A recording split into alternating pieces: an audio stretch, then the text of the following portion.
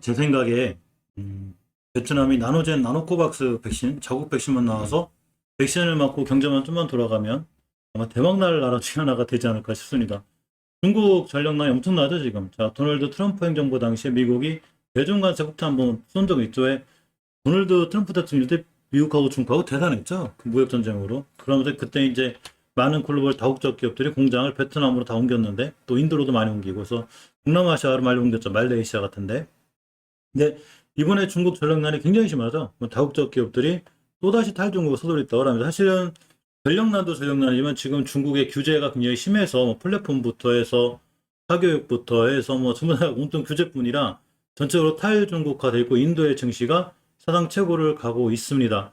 얼마나 심하냐면 지금 양초 사재기라고 있다고 저도 깜짝 놀랐는데 자, 중국에서 전력 대란을 빚자 시민들이 양초 사재기에 나서고 있다고 합니다. 홍콩에 진중 매체 명보가 있는데 여기 30일 날 보도 있고 오늘 보도한 거죠. 정전 사태로 시민들이 양초 사재기에 전적으로 나서면서 저장성이 한 양초 공장이 최근 일주일간 주문량이 10배 늘었다고 합니다. 웬만한 슈퍼마켓에는 다 양초가 동이 났대요. 인터넷으로 같이 구한다는데 혹시 양초 관련주 알고 계신 거 없어요? 양초 관련주를 매수해야 될 것 같아요. 어쨌거나. 양초 많이 수입될라. 자, 이로써 베트남 투자 확대가 굉장히 커졌습니다.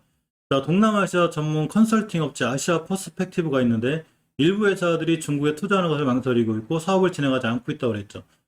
따라서 다른데 이제 중국에서 눈을 돌려서 자, 동남아시아 특히 베트남에 대한 투자를 확대하고 있습니다. 하필 근데 지금 베트남이 코로나로 인해서 시름시름 앓고 있죠. 그래서 백신을 싹 갖다 지금 끌어당기고 있는데 부족해요. 이 나노젠의 나노코박스 백신이 나오면 베트남 대박 날 것 같습니다. 제 생각이에요. 중국에 있는 많은 기업들이 지금 실망하고 있습니다. 이 글로벌 다국적들이 가장 싫어하는 거 예측 불가능인데 사실 주식도 예측 불가능을 제일 싫어하죠. 그냥 딱 결정이 나는 게 투자자들 제일 좋은데 이 다국적 기업들이 싫어하는 거 다 이런 거죠.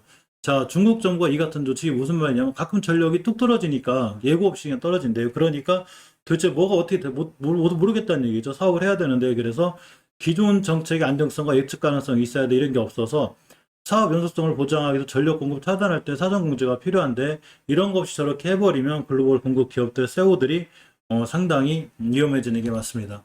자, 중국의 또 하나의 문제가 이제 헝다인데 헝다는 국유화될 확률이 좀 있어서 어쨌거나 보면 디폴트기의 헝다 자 350조 원대죠. 빚이 엄청 많이 안고 있는데 이번에도 이자를 못 냈다고 그래요. 지난 23일에도 이자를 못 냈는데 29일에도 지급이 예정된 달러 채권 이자를 한 개도 못 냈다고 합니다. 그러면서 이제 이자 미지급 사태가 생겼는데 일종의 전화 안 한 거죠. 빚 많이 진 사람이 채권자한테 전화해야 되는데 전화 안 했다는 얘기죠. 30일 주 외신에 따르면 29일 4,750만 달러 약 564억 원의 이자래요. 이자가 563억 원이야? 대단하죠. 2024년 만기 헝다 달러 채권 보유자들은 헝다 측으로도 아직 아무런 연락을 받지 못했고 헝다도 역시나 공식 입장을 내놓지 않고 있죠. 이러므로 인해서 이자를 못 받을 확률이 굉장히 크다고 합니다. 중국 리스크가 우리나라 시장에 큰 영향을 안 줬으면 좋겠는데 베트남이나 인도는 오히려 굉장히 더 좋아지는 이런 상황이 됐습니다. 자, 오늘 남북 통신선 복원에 대한 얘기가 좀 있었죠. 자, 이러면서 이제 김정은 북한노동당 총비서겸 국무위원장이 남북연락통신선을 다음 달부터 복원하겠다고 했죠. 이러면서 남북 관련주들이 더 좋은 것 같아요. 이 통신선을 좀 무기 삼아서 우리나라를 좀 흔들고 있는 게 아닌가 이런 전문가들의 의견도 또 있습니다. 자, 다음 달부터는 남북연락 사무소 통신선 군의 동서연 통신선이 재개된 전망인데 자, 이 복원이 약 2개월 만이죠. 저번에 7월 27일에 친서교환에 한번 복원 선언했는데 자, 김여정 북한노동당 부부장이 한미연합 분석을 취소했죠. 우리가 이거 안 할 수 없죠 하니까 8월 10일날 통신선 통화를 받지 않았다고 합니다. 뻑하면 꽂고 뻑하면 받고 하나 어쨌거나 그렇습니다. 자, 덕분에 오늘 남북 경협주 주가가 상당히 좋습니다. 이렇게 가고 있죠.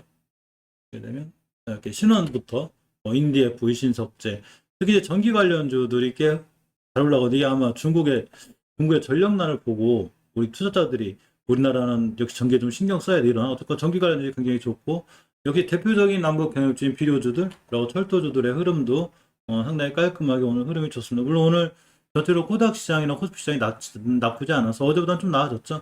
아주 어제 엄청난 하락세를 기록했는데 오늘 조금 좋아짐으로 인해서 어쨌거나 남북 경협주라든가 비료주, 전기주들은 꾸준히 조금 관심 있게 볼 필요가 있어요. 근데 이 김여정 저분께서 아주 한마디 할 때마다 급락하는 바람에 그거에 대한 조금 부담감은 있지만 큰 흐름 자체는 그렇게 변하지 않을 것 같아요. 어쨌거나 자, 미국 국무부도 김정은 북한 노동당 총비서의 대미 비난과 관련해서 우리는 북한에 대해 적대적 의도가 없다. 이게 좀 확인했죠.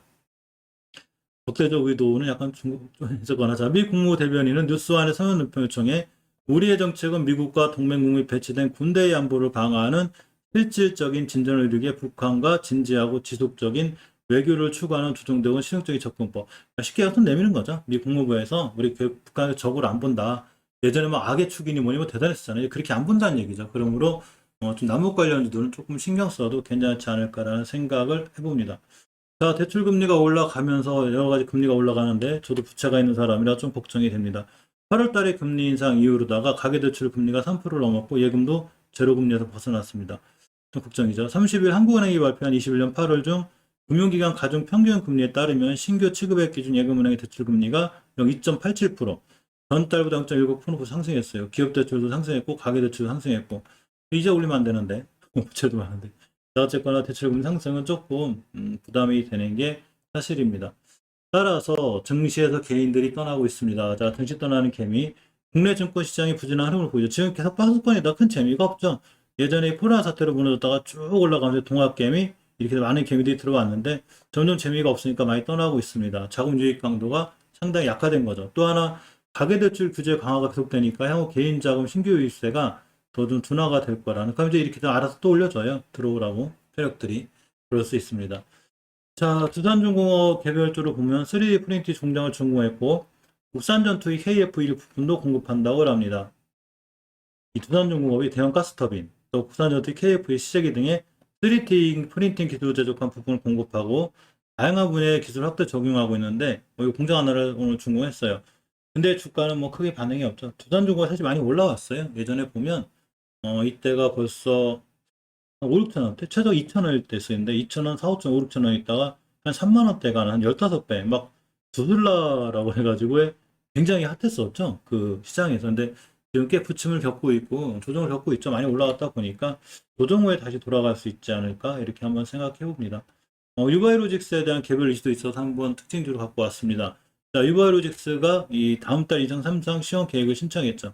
IND를 신청할 계획인데 자, 지난 6월 시작한 임상 이상을 지난 17일 투여 완료해서 데이터를 분석 중이고 결과 도출이 약 11월로 예상이 된다고 그래요. 조금 이제 이 임상 실험하는 회사들은 자, 결과 잘 나오면 좋은데 삐끗하면 안 좋을 수 있으니까 좀 신중한 투자가 필요해 보입니다.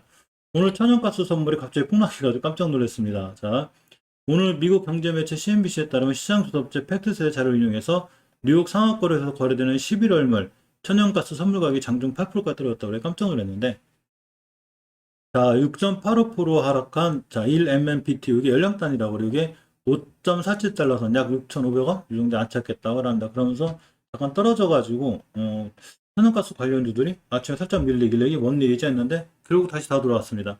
일시적인 현상량이 높다는 거죠.